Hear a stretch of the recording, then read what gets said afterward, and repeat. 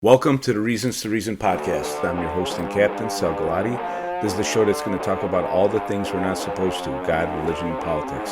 So strap in, prepare to get offended, and maybe, just maybe, our nation can learn how to reason again. This episode, we're going to go through George Washington again. And honestly, this was the topic I wanted to hit, but then I wanted to pull one quote from the farewell address, and I'm like, man, there's so much here. So today's a Thanksgiving episode, and it works conveniently because we have Thanksgiving coming up. And I wanted to kind of remind people, or maybe even inform people, of how Thanksgiving even started and why we have it. And the whole concept of it is our monuments, our traditions, our holidays, how they've been unmoored from their original intent, and that there's a process of that happening intentionally, and how we fight it by learning about what the original intent was and remembering our history and our culture. And we have the history and culture of this nation, but I argue this history and culture drives us all the way back to the beginning of time and where we came from. Did we come from soup? And if that's the case, so be it. I don't think the evidence supports that. Or did we come from a creator God? And he wants us to remember that and not lose our dignity, our value, our worth because of maybe modern religions that we've taken up.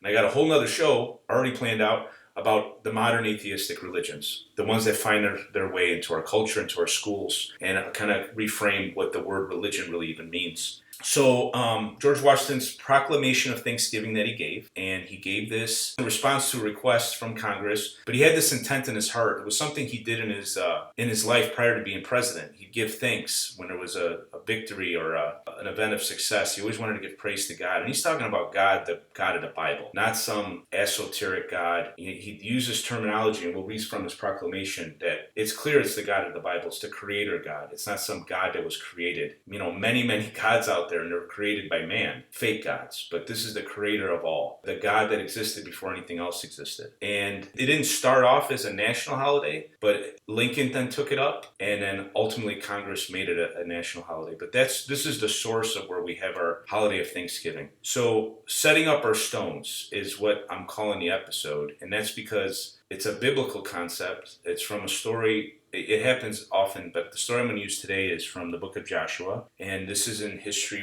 and I'm going to do a whole episode in the Bible kind of laying it out, because once you have the books laid out for you on why they were written, when they were written, to what audience, they become a lot easier to digest and unpack and get something out of them. And what we're going to get out of it today is Joshua, who led Israel into the promised land after Moses got him out of Egypt. They wandered for 40 years. Moses passes on. Joshua takes the reign. And before crossing, God's going to do a miracle to show his power. And, popular convention thinks the Bible is this book of amazing people. And it's not. It's a book about very flawed and broken people, but a great God that still works through them and uses them. And it's also not a book of just miracle after miracle after miracle, right? There's periods of time where there's some miracles. There's long periods of time where there's no miracles. And I know people who dismiss the Bible just don't believe in miracles in general. I'd argue, we're here, right? And that's a miracle in of itself. So to think that there's not such thing as miracles, they are. We might not just sense them or realize it when they happen, but there's not a ton of miracles in the Bible. But when God does a miracle, it gets documented, right? The periods of time where God's not really active, we don't have a lot written. So it seems when you're turning the pages, it's miracle after miracle, but that's not the case. And the miracle that God does before they go into the promised land is he's going to stop the river Jordan so that Israel can cross. And after they cross,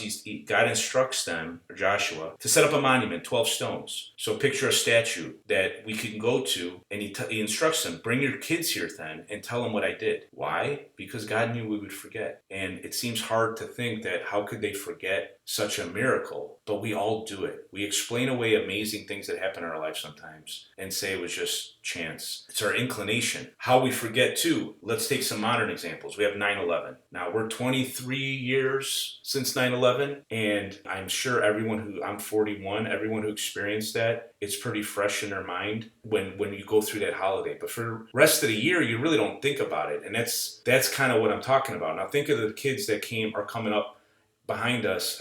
There's people in our office that weren't even born when 9/11 happened. To them, it's even more foreign. Think of, for our generation, what Pearl Harbor's like. That Sting loses. It's Sting. that pain, the emotion as you go on in time. And to think of something that we can potentially forget happened. I mean, we talk about the Holocaust and the people denying that ever happened. So it can't happen where we unmoor ourselves from reality because of little shifts, little by little. And I'm going to show that how that's happening with our holidays. Veterans Day. Okay, so here's a holiday that started off as Armistice Day. And Armistice Day was the day that they signed peace after World War I. It was called the War to End All Wars. Now, how did that work out? Ironic is the word. Ironic because it led to World War II, led to probably the Cold War, and we've had conflict ever since from the War to End All Wars. But they wanted to remember that day. It was the 11th day of the 11th month, the 11th hour, they signed peace. And then Armistice Day became Veterans Day, which we just went through. And I would imagine many of us didn't even realize it was Veterans Day. I know some of the schools were open, if not all of them, which I thought was amazing. And let's put it into context of what's going on in the world. We're closer to World War III than we've ever been and not going in the right direction. So a day that was set aside to remember peace and remind people of how horrible war is and to protect peace is now a Veterans Day that isn't even, which Veterans Day, I'm not suggesting that's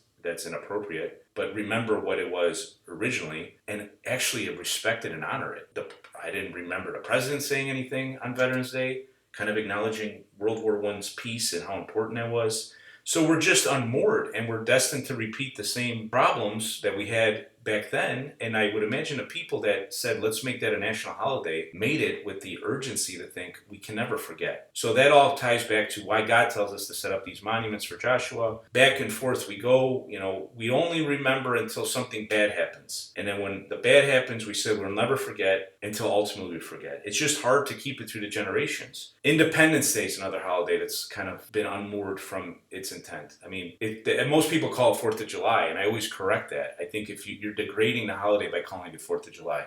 It's not a date on a calendar, it's Independence Day. And sure, enjoy a hot dog, burger, hopefully you're going to a parade, and these parades are meaningful too. The tradition of getting together, celebrating, remembering what sacrifices came beforehand. And we're going to talk about George Washington here, and General Washington. One of the things he thanks God for is the victory that they had. Because he knew, and he was a very intelligent man. We read his writing from last week. He knew if it wasn't for the grace of God, they would have no chance of beating off the British. I mean, it's a great miracle of history that this little rebel ragtag group was able to fight off the most powerful empire in the world. So he knew, and when we celebrate Independence Day, we can remember those sacrifices, the grace of God, the providence, how we're even here, how we have this nation that gives us the rights that we have, the liberties we have, the freedoms that we have. President's Day. This one's not so blunt, but we used to have Washington's birthday and Lincoln's birthday when I was a kid. I think Lincoln was just because we were in Illinois. It might have been a state holiday. But to just honor those men individually was,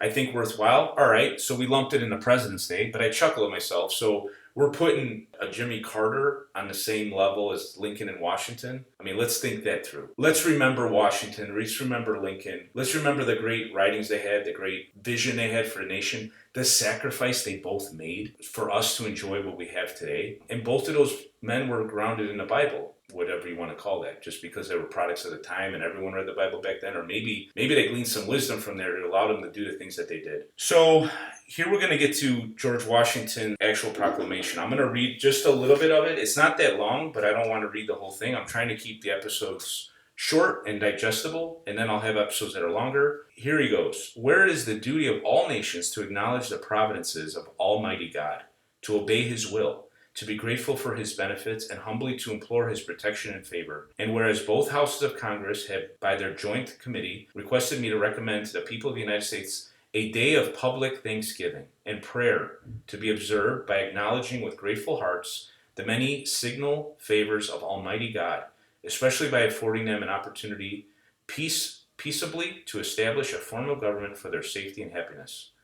Now therefore I do recommend and assign Thursday, the 26th day of November, next to be devoted by the people of these states to the service of the great and glorious being, who is the beneficent author of all the good that was, that is, or that will be. And he goes on. It's beautiful. And it's very short, so I suggest you go up and look at it. But he makes it clear that the nation owed their thanks to God for even existing. And he's trying to moor a people to that reality. and tether them to that. He's setting up a monument, a day. And as we look at statues across our country, pause, look at that statue. Someone somewhere thought it was important enough. Something happened that they wanted to put a monument there so people would read and remember. Read the plaque. Try to remember what happened there. Put some perspective into our day and where we're at. It's by no accident, I assure you, that there's an active energy to take down monuments, rename buildings after, and take the names away of men like George Washington or Lincoln and replace them with others. This is not a novel concept. This has gone on all throughout history. Every cultural revolution that wants to destroy what exists to remake it in their own image. I think it's spiritual, quite frankly. Ultimately, we're being unmoored not only from our nation, we're being unmoored from our creation. So here we are,